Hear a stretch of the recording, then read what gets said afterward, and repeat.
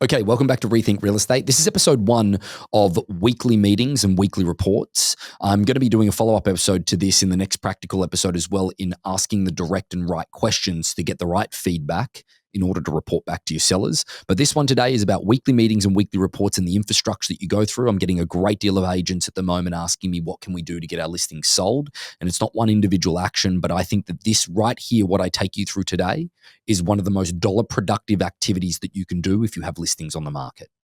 Thanks so much. Welcome to Rethink Real Estate. My name is Ben Brady, and this is a real estate podcast aimed to deliver sales strategies, marketing tips, and business insights from industry experts and myself to build a listing-focused business for the future. Let's get into it. As you can appreciate, some of the discussions that are happening at the moment on a daily basis is, Ben, what can I do in order to get my property sold? And I think that it's important to understand that it's not just one individual action when it comes to either a price reduction or it comes to a different conversation. And on a daily basis with our non-distress auction process, we are speaking with agents very frequently. And we are also saying no in many cases to a lot of the agents as well, in the sense that they want to go down the path of just doing an auction, when realistically is that it could all be changed by just putting a set infrastructure in place from a communication plan with your sellers on a weekly basis. And my direct advice to most agents immediately is always at the very beginning of the listing, have you set a weekly meeting structure? And they're like, oh, no, or yes, or I follow up my sellers every week. No. Something formal with an actual agenda that is then set at the very beginning of the process, that then you will meet with them once a week at a designated date and time, whether it's in person or it's via Zoom. If you've got 100 listings at the moment, you could definitely do Zoom meetings once a week with your sellers in order to update them. I think that it's one of the things that can go the furthest in order to making sure that your clients feel appreciated, but they feel heard and they know what is going on. I think that there's a part of this process of us being third parties that come into play with the hundreds and hundreds of auctions that we have at any individual one time. Most of the time, the thing that is going on and why a seller says yes is that the agent brings them the auction process, and I would go as far as to say that it's almost over 50% of those situations is that the seller will then end up communicating with us as the auction team because they're not feeling like they're being communicated enough to as from their listing agent. Or maybe the listing agent was doing a really good job in the beginning, but then obviously their confidence gets diminished, of course. So therefore, the hope of it actually selling starts to fade away. So naturally, you tend to move away to some of the more fresh inventory. So let's put a structure into place and let's talk about something that you can go through each individual week with your sellers at the very beginning. Now, in many of the different other episodes, and if you haven't already listened to that episode, the 24-hour meeting, I think I've done a couple of episodes on it. The 24-hour meeting is a meeting that is designed for you to have 24 hours after the seller has signed the listing contract, okay, and before the property goes live. This is to sort of set the infrastructure as you move forward. Now, I'm not going to go through that line by line, but one of that parts of the process is definitely scheduling in the communication times from the seller to expect when they are to see things. Now, the other part of that is that if you are going to do a weekly meeting, I really do believe that you do need a weekly report. Now, I reported on this a little while back, but Ray White, who's one of the largest real estate companies in the world, really, but also in Australia and New Zealand, who has over 19% market share of the entire country, they did a survey where they said there was a 70% less likelihood that a property would sell if they weren't getting weekly written reports. And I believe Mark McLeod did that survey. Now, again, I don't know whether or not there's no data to be substantiated. It could have been something that Mark just shot from the hip with, and it was a really good comment at the time in one of the trainings that he had. It definitely had effect. Because he also rounds it out with saying that if you don't do weekly reports, isn't your seller unlucky that they chose you? Which is a very harsh comment, but at the same point in time, if there's any merit to it whatsoever, then that's something that is absolutely true. But I think that the thing where I'm going here is that in that weekly meeting, I think it's really important to show them the infrastructure of what is going on within the last 7 days. I don't think that the accumulation of all of the data that you've collected throughout the last 1, 2, 3, 4, 5 weeks is the important part of this. I think that it's showing them the snapshot on the last 7 days so that therefore they can get a real grip of what is happening. But getting back to the point of all of this is that making sure that you set the individual communication times with your sellers, okay? And that individual communication time is to sum up everything that is going on at the moment. Now, I believe that agents don't like doing this. First and foremost is that in most agents throughout the country, in some of the hotter marketplaces, probably aren't used to doing this at the moment.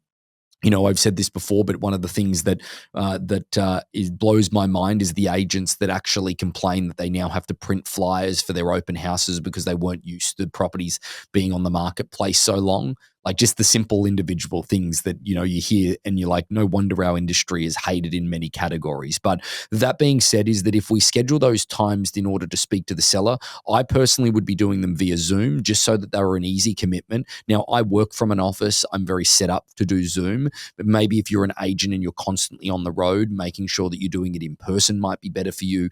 But that being said, it will depend on the volume of inventory that you are carrying at any one time to have the most efficient conversations. Now, again, I believe that this is far better that if you've got inventory that is sitting on the marketplace and homes that are on the marketplace, I think that this is one of the most dollar productive activities that you can do outside of just prospecting in general. This is probably the second most dollar productive activity that you can do, is having a meeting with your sellers to go over a set structure of how are things going. The other reason that I really like Zoom as well is that you can actually control and you can show them things. So for example, our conversion rate for the presentation that we do for auction, giving visual aid, is far higher than what it is actually in person, where there might not be as many visual aids or the sellers might be distracted by looking at certain things. Painting a picture and taking them on a journey is far easier to do so. So for example, is that you can actually share your screen, you can show them the Zillow chart, you can show them the downward progression of interest over the number of weeks, you can show them actual feedback or an active log of where you are keeping people and actually the comments that is actually beside their name or whatever it looks like. And I think that that's one of the other portions of all of this that I would like to do another episode on, that will be coming up, is where are you keeping your data? Where are you filing this away, or where are you keeping the names and numbers of absolutely everybody that calls you on that property? I think that it's very clear cut to me, and this is, yes, I'm having a go at the real estate community. It's utter bullshit when we speak to speak to agents and we say, can we have a list of your previous interest on the property? And all they do is print off the showing list from the MLS. They don't have their own database. They don't have their own list. And I don't care whether you tell me or you're on the other side of this podcast going, oh, I do that. You don't, because you don't take down every single phone call or every single thing that you have. And if you do, congratulations to you. But whereabouts are you keeping that? Is there a file that you can actually show them? That is why one of the most used products that we have is our back-end system called Housemate, where people can actually log every inquiry, the name and phone number, whether they're a buyer, whether they're an agent, where they came from, all of those different things, and then make active notes and actually put the notes in of when you followed them up as well, so that it can create a comprehensive run list of everybody that's been through the door. First and foremost, you should be wanting to do that from collecting data for more people that you can then prospect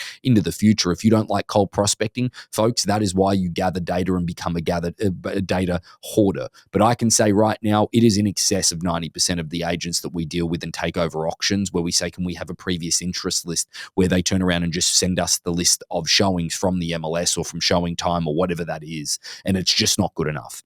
Not good enough at all. And that part of that then gives us the opportunity, when you are collecting all of that data, to speak to the certain volumes or speak to the lack of volume that ultimately is happening. So taking all of that information and then putting it into a comprehensive format of a weekly written report, okay? And I'll make sure that in the show notes that there is a link in order to our weekly report format, or you can reach out to us if ultimately you want a better detailed version of it. But that being said, is that having something tangible to show them of each individual step. Now, there is a structure to that. And most people ask, well, what do I talk about in a weekly meeting? You should talk about your weekly report.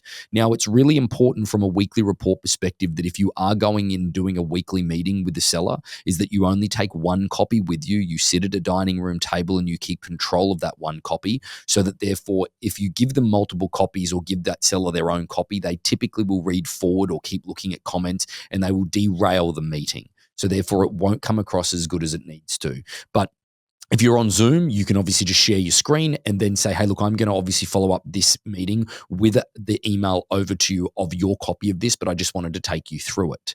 Now, the structure of that weekly report gives you the agenda of the weekly meeting.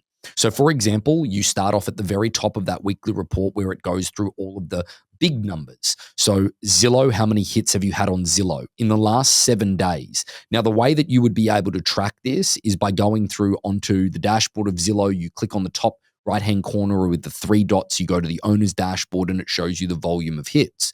But also you should be able to track this in the last 7 days, that if you are doing weekly meetings every 7 days and weekly reports every 7 days, just by subtracting the previous amounts of views on Zillow or saves on Zillow versus the other previous 7 days. It's really important that you don't collectively put all of the data. This is where agents get lazy, and lazy is the only word for it, is that you just simply put in the views that are there that have accumulated over the time. You don't put in the last 7 days. It's really important to do the last 7 days because it shows the progression, what is normally down, down, down, down, down, down of volume of people, to really put it into reality that things don't get better with time on market, they get worse.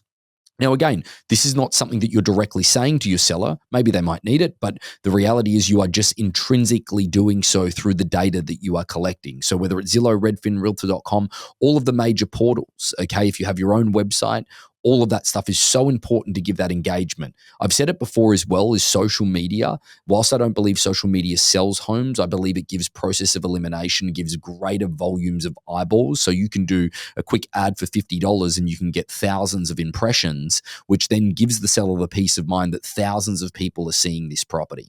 Now, that's the large level exposure numbers. Then you break it down into the volume of people that reached out from a phone call perspective. Most of the time, you probably will get more phone calls than you will have people that come and show the property. That might not be the case if you're doing open houses on the property. Sometimes people don't call if there is an open house on the property, but I would be monitoring the volume of phone inquiry that you are getting as well on the property. Again, you've got to keep an active log of everybody that's ultimately calling. Maybe that is going back through your phone at the end of the day and logging the numbers into your data collection point for that individual property. Okay. Now, from there, you go viewership online, you go phone calls, then you go showings. Now, you do individual showings. If you are doing individual showings, you do open houses, okay, and you do second showings as well. Private showings, open houses, and also second showings, okay? That is a really important part of this, so that if you are just letting people go, then, obviously going into the showing app or whatever it is and putting all of that information in, but then it's also then the open houses and getting an active register at the open house itself. Guys, I just want to double click on this point just 1 second. I feel like a broken record on this point, is that please make sure you're getting everybody's information at the front door of an open house. If you need the confidence to say that it's a legal requirement because my seller has asked for it, is that put it in the listing document that the seller requests, that the homeowner requests that everybody that enters the property provide their name and phone number in order to enter. They have the right to do so because it is their private property. So therefore, at least you can then turn around and say, Mr. Buyer or Mr. Agent, I do need to get your information or your client's information because my seller has asked that anybody that enter the property, we get a name and also a phone number at minimum.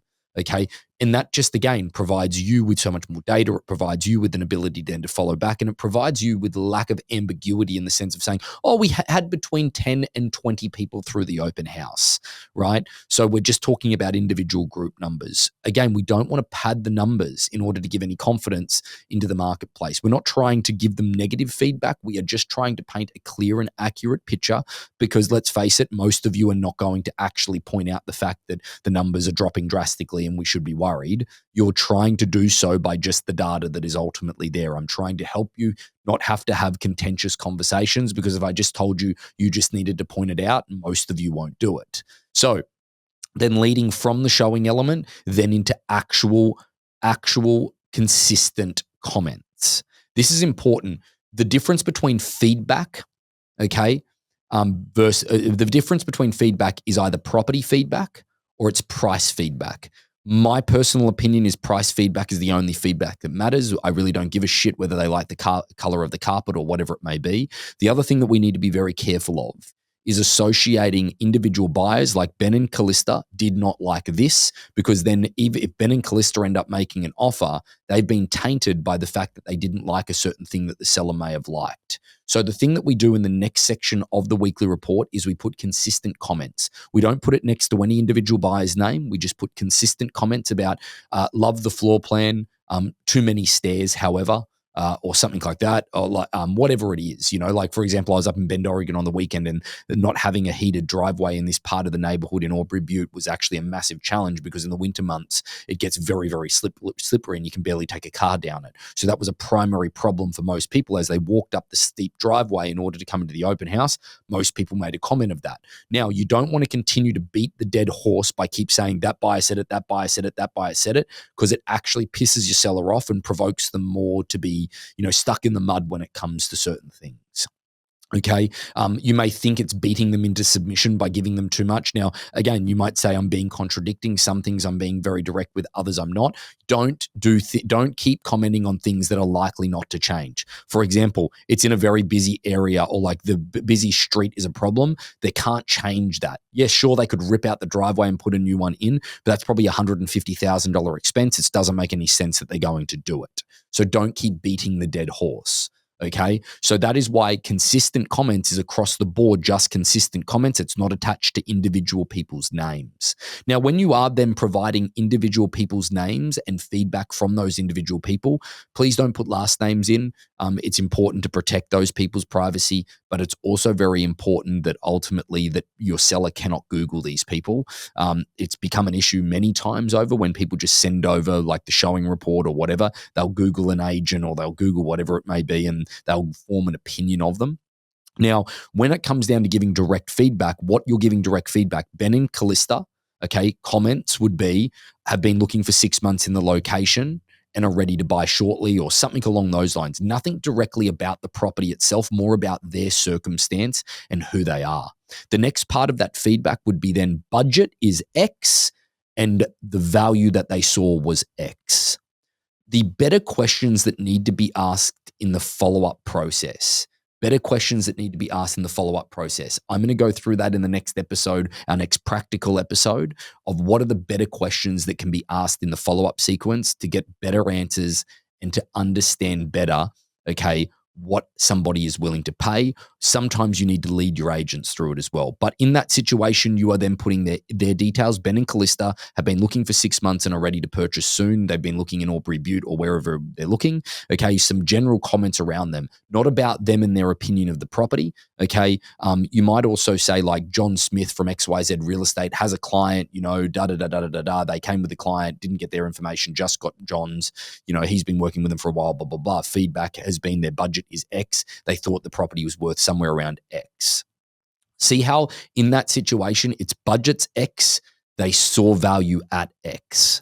Because again, we need to delineate whether or not it's good or bad feedback. Like if somebody says that the property is only worth 1.1, but their budget is 1.1, that is not real feedback. Okay. If they say that the property is worth 1.1, but I could spend up to 1.5, that is real feedback based on other properties that I have seen. Now, finally, in that report, the thing that we will do is really talk and make it driven about visual around price. There's a bar graph, and it's very simple to create through Excel, is that you've got the individual weeks of when the open houses or showings have happened. So week 1, week 2, week 3, week 4, and then you add in each, like you can put buyer 1, buyer 2, buyer 3, buyer 4, buyer 5, buyer 6, buyer 6, 7. You don't need to put the actual names in, and then you can say what they thought the value of the property was. Now, keep in mind, I will do another podcast episode in our practical episode to actually go through and talk about how do you get price out of them. You should not be doing any of your follow-up phone calls from anyone coming through open houses or agents that are talking to you without asking these direct questions to understand price. I will help you. If you are not getting any feedback about price or you are stopping with the first question, then doing any of this stuff is irrelevant. You need to get feedback about price. And let me just make one thing clear.